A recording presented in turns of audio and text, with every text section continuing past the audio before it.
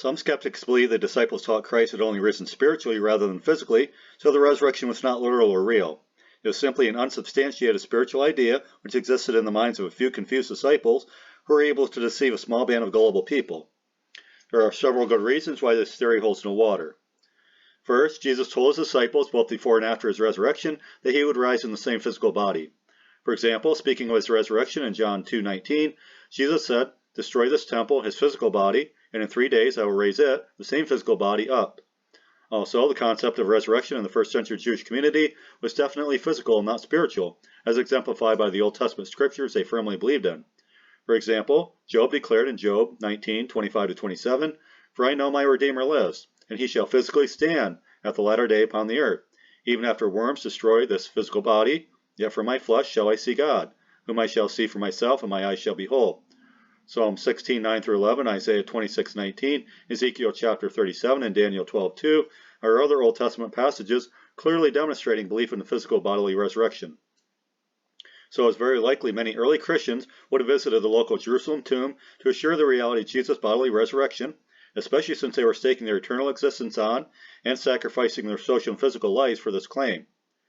Further New Testament verses such as Matthew 28:9, Luke 24:39-43, John 2:18-22, 20:24-28, Acts 10:39-41, 1 Corinthians 15:1-9, 20-24, 2 Corinthians 5:1-4, Philippians 3:21, and 1 Thessalonians 4:13-18, among many others, clearly describe a physical resurrection. It is highly significant to know the Greek word anastasis, as used in the New Testament, refers overwhelmingly to the resurrection of a dead body, not spirit. As E.E. Ellis exclaimed, "To them, the earliest Christians, an anastasis without the empty grave would have been about as meaningful as a square circle." Similarly, the New Testament Greek word soma always means a physical body when referring to an individual. Also, when Christ raised Lazarus from the grave, it was obviously more than a spiritual act. As John 11:44 recounts, "And he, Lazarus, that was dead, came forth, bound hand and foot with grave clothes, and his face was bound with a napkin."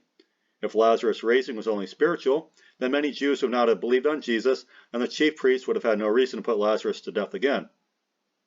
Since Jesus physically raised Lazarus, as well as the widow of Nain's son and Jairus' daughter, we have every reason to believe his resurrection was also physical.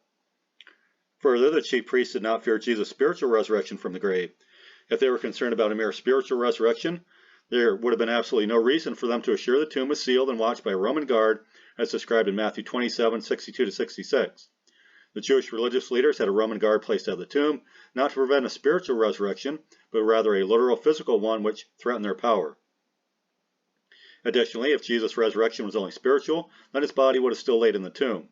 This truth surely would have been stressed by the Jewish religious leaders, early anti-Christian apologists such as Celsus, and the Roman authorities. Yet the empty tomb was never denied and often admitted within the historical record. The Jews and Romans were left scrambling for a reason to explain the bodiless tomb and were never able to produce the body despite their best efforts. If Jesus' body had been publicly displayed, then argumentative individuals such as Celsus certainly would have mentioned the fact in writing.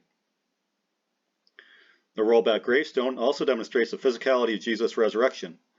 The stone was rolled back, not primarily to let Christ out, but rather to let the disciples and everyone else in to examine the tomb.